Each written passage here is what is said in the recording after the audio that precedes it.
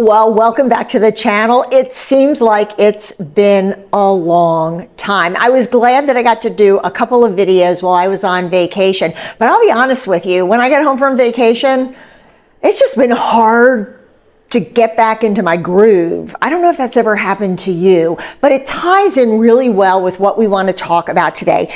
And this question came from one of the OGs in our community. And what she asked was, how do you handle friendships and relationships when everyone thinks that you're the strong one? Well, maybe you are the strong one, but maybe you're not, or maybe you've changed over the years, but you kind of have this role within your friend groups, social groups, maybe with your spouse, with your extended family, where everyone goes to you. And how do you manage that? Because no one really means badly by constantly reaching out to you. Maybe you've trained them. So today, let's talk about being the strong one, the strong woman, the strong friend, the strong spouse, the strong daughter, the strong mother. And before we get started, at the end of the video today, I have a question for you about the channel as we move forward. I really want to know what you're interested in, and can we make some changes that will help you get more out of the channel. So I was in Canada, in Tofino, for most of February. I'm just doing some hiking and some storm watching. I did a couple of videos while I was there. I hope you had a chance to enjoy them.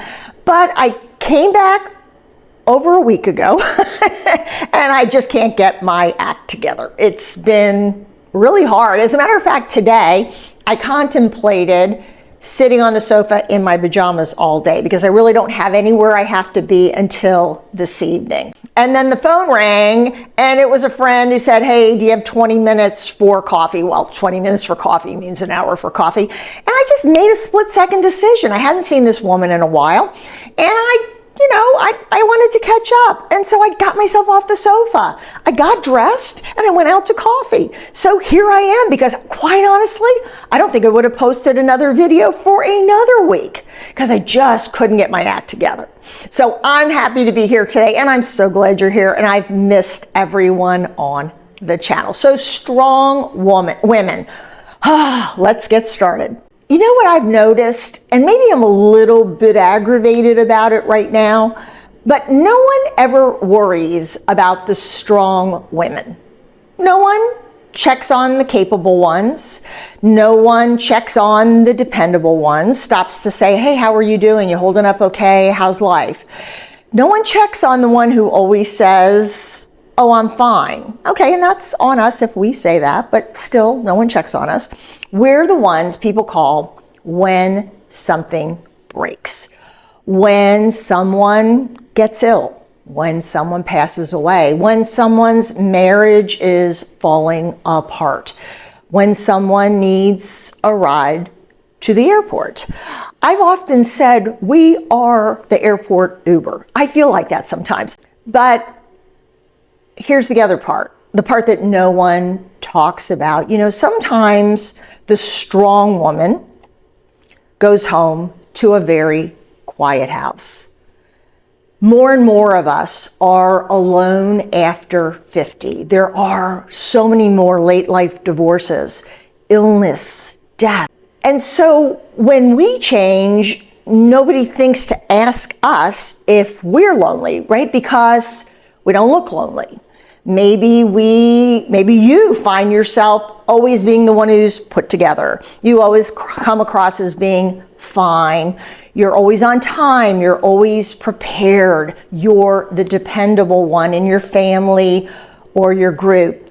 Maybe you're the one that's always dressed nicely. You never miss an event. You always come through and you always say yes. It's like those moms in the PTO when we were younger, the first to raise their hand. But there's a myth about the strong woman. And if you think you are a strong woman, then this is what you need to hear. Now, I've been told that I was a strong woman in different terms throughout my life. I was the oldest child, right? I was the fixer. I was always the grown-up in the room. Never fell apart in an emergency. Well, at least never fell apart publicly. Always kind of kept myself cool, and I was always everyone's emergency contact. And I know that many of you are the same, or maybe you feel like you're the same. Maybe you've held your families together. You know, you've carried a friendship through the years. You've been the emotional support system for decades, the one that accepted the breadcrumbs because you always made excuses for why your friend needed more help than you. So honestly, I've been a little frustrated lately, and maybe it's a combination of going on vacation, right, and getting away from all the daily demands. And maybe it's also these conversations that we've been having on the channel. It's helped me become a lot more aware of who I am and how I operate. And I understand why people treat me like the strong one in the group, the one that can be counted on, the one that will always say yes, will always come through, and won't complain. Well, you know, maybe I get an attitude sometimes, I don't know about you, but I usually am all bark and no bite. But I've been watching for the last couple of months to see who in my life takes for granted that maybe I could be a little off. I really noticed it after I retired. I've shared with you before that I was the mayor of my city and a city council person for over a decade. I left office at about the same time 3 years ago that I closed my company and I kind of semi-retired. It was a lot at one time. And I'll be honest, I felt a little, I don't know, I kind of felt like people didn't get it. Nobody acted like anything was different for me. Nobody asked if anything was different for me. And I'm not feeling sorry for myself. This isn't about poor me. It's just about that moment when you take a breath, think about what things are like, what you want things to be like, and you realize that you've kind of created maybe a false, maybe just a false model of who you really are, what you are to the outside world. So there's a gentleman known for a couple of years, and he reached out to me when I was on vacation, and he said, hey, you know, I want to pick up 40 copies of your book, and can you make sure they're all signed? Just let me know how much I owe you. Well, when someone calls me like that, I always do a deal. I charge them pretty much what I paid for any books that I've had shipped to my own house. So I come home, I look at the text, I send him a text, I said, when do you want to pick them up, or I can drop them off, or we can meet in between, no problem, I'll go ahead and get those signed. So I cracked open the box of books and sat at the kitchen table, 40, I guess it ended up being 40 books. There were 44 in the case, so I signed 44, I was just going to give him the extras. And I sat here and I signed, and I write a nice note, sign my name, send back a text, because I hadn't heard. Hey, I got the books ready. Do you want to pick them up? Can I drop them off at your place? It's not far from my office. Nothing. So I've been home now for a week and a half. Nothing. People just assume sometimes that, you know, they get used to you always following through, keeping your word, meeting the deadline. And they never step back and say, okay, I have a little bit of responsibility toward this person because I've asked them for something. And now they didn't ask for a favor, right? They were going to pay for it. But now I've got a case of books that's all signed and ready to go. Oh, it's just frustrating. And I don't think they just forgot. I think they got they got excited about something and reached out to me real quick, and then maybe they changed their mind and they just don't want to tell me that they changed their mind. And bad on me for not waiting to get that response. But the way, I don't know about you, but the way I operate is when you ask me for something, I start working on it. And I'm not saying I don't procrastinate about things, but if someone has specifically reached out to me and asked me for something, I kind of prioritize it. It just makes me so mad when I feel like people take me or my time for granted. And I wonder if you feel the same way. You've been categorized as the strong one, the reliable one, the dependable one. And so when people let you down, they just quite honestly feel like, she can handle it. She's always got her act together. She's always got her you-know-what together. And it's so frustrating. So did I train them to treat me that way? Well, yeah, I guess. But it's so frustrated. Gosh, really been bothering me. So when people look at you now that you're 55, 60, 65, even 80, they don't see vulnerability. They always see the old you. They see stability. They think that stability doesn't get rattled. You don't need to check in on someone who's stable. And that's a myth. Strong does not mean that we're untouched by the things around us. Capable does not mean that we're always connected. Dependable does not mean that we're deeply supported.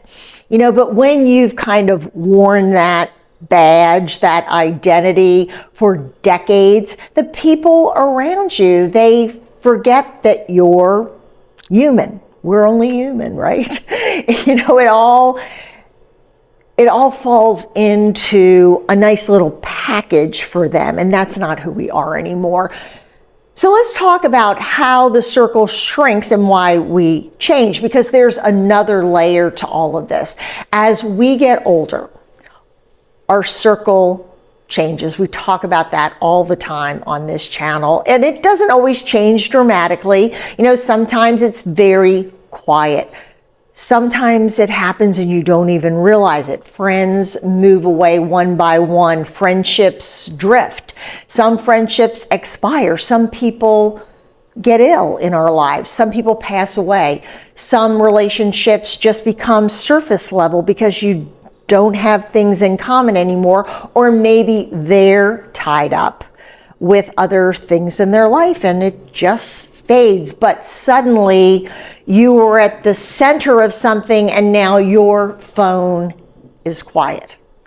Not because you did anything wrong, no drama, no blow-ups, you didn't change, but just because life reorganized itself. And that's what I feel like I'm going through, this reorganization.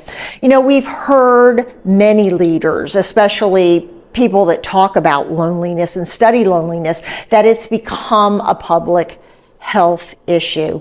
But I think often when we talk about loneliness, we're talking about young people who don't know how to get together anymore. They're always on their phones. They don't know how to interact. They're not picturing 60-year-old women who, maybe you have a circle, you go to church, you have acquaintances, you're a member of social groups, you have adult children, maybe your parents are still alive, but your circle is no longer as deep as it used to be. It's much smaller, and nobody warned us about this stage of life and how it could feel so quiet.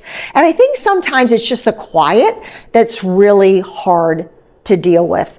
I call the quiet the invisible loneliness. And it can make things really complicated, especially for strong women who aren't always willing to admit that they're lonely. We kind of intellectualize what we're going through. We tell ourselves, I'm just independent. I like my space more. I'm in a new season of my life. I don't want drama. I don't want other people's problems. But sometimes it's just loneliness wrapped up in our dignity. And because we're not dramatic about it, because we're not loud about it, No one sees it. No one thinks we're going through that. And maybe we don't post sad quotes on social media, and we don't beg for attention even when we're with our families or with a large social group. We find ourselves adjusting and adapting, and we just get through it. We endure. But I found that enduring isn't the same thing as feeling emotionally nourished, being filled up. Because in the back of your mind, you're creating this world where no one checks on you. And let's be honest, people check on the friend who falls apart. They check on the friend who is visibly struggling, who has a history of struggling, and the one that's willing to say, I'm not okay. But the strong woman, sometimes that's very hard for us. We would rather say, oh, I've got it, I'm okay. And after 30, 40, 50 years of saying, I've got it, well, the people in our life start to believe us. They just assume that we're good, that we're self-sufficient. We've always been self-sufficient, that we don't need help. And honestly, it's easier for people to think that, right? Takes less effort to just assume. And in too many cases, like I talked about earlier, well, we've been the one that trained them because it's just who we are. We don't know how to ask for help. It's hard to ask for help. But I think every woman needs someone in their life who says, how are you really? Not because you're incapable and you can't take it that way, but because you're human. When someone asks you how you're doing, you have to be willing to at least open up the door a little. The emotional cost can be grave if you're always the strong one, because I think there's a quiet exhaustion that comes from being the emotional anchor for everyone else. You don't resent helping. You just start to notice it more. And you notice that there isn't always an equal weight coming back towards you. And I think over time, that imbalance creates something that starts out subtle. Maybe not anger, maybe not bitterness, but just a desire for emotional distance because we feel a little abused or taken advantage of or misunderstood. And maybe even a small ache, an ache that says, I wish someone would show up for me the way I show up for them. And that doesn't make you weak for asking that question. So a lot of it's going on in your own head and you have to get over it. It's that idea of being open, being honest, admitting that you maybe feel a little bit of resentment because everyone just assumes. And again, it's not poor me, it's not poor you, it's just where we're at. So is it loneliness or identity? Well, sometimes the loneliness isn't just about people. Sometimes it's tied into our identity. Who are you? Who am I when I'm not fixing things? Does that define me? Who are you when your kids don't need you anymore? When your career is over? When your friend groups shift? When your best friend moves away? All that strength you seem to be carrying for decades may not carry you now.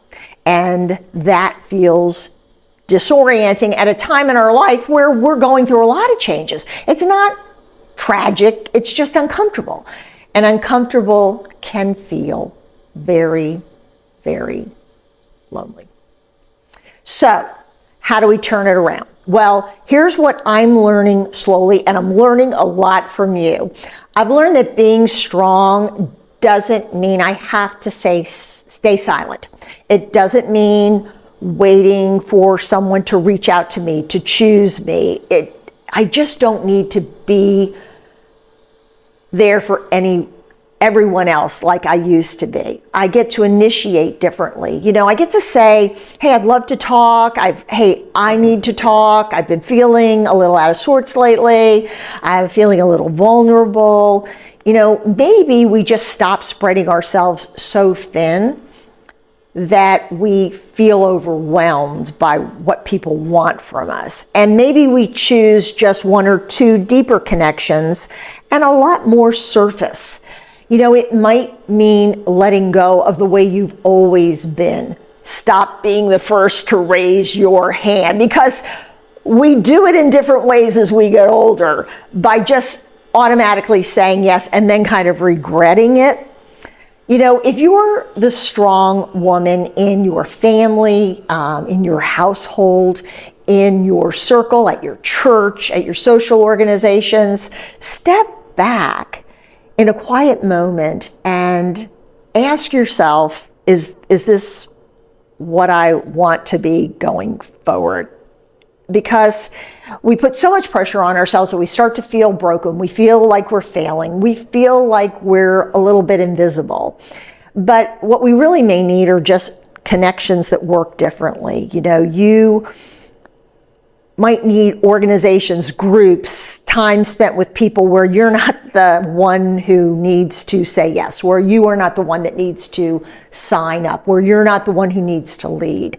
It's okay to build something different, something that's not loud, not dramatic, just something that feels real to you now, whatever that is.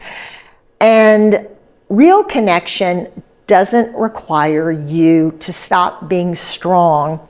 You just don't have to show it by action, right? I feel like a lot is expected of us the stronger we are. And I'd love to hear from you if you are the strong one, or maybe there's someone in your family or your friend group that is the strong one. You know, I can already see it in my own family with my grown children, that my daughter is kind of taking that role. And so I try to go out of my way to make sure she's okay. Hey, would you like to grab coffee? How are you doing? How's the job going? You know, I'm trying to learn from what I've been going through, so that maybe as my daughter becomes she's a young adult already, but maybe as she becomes a middle-aged woman someday, that she'll carry that with her. That being strong doesn't mean you have to be strong forever.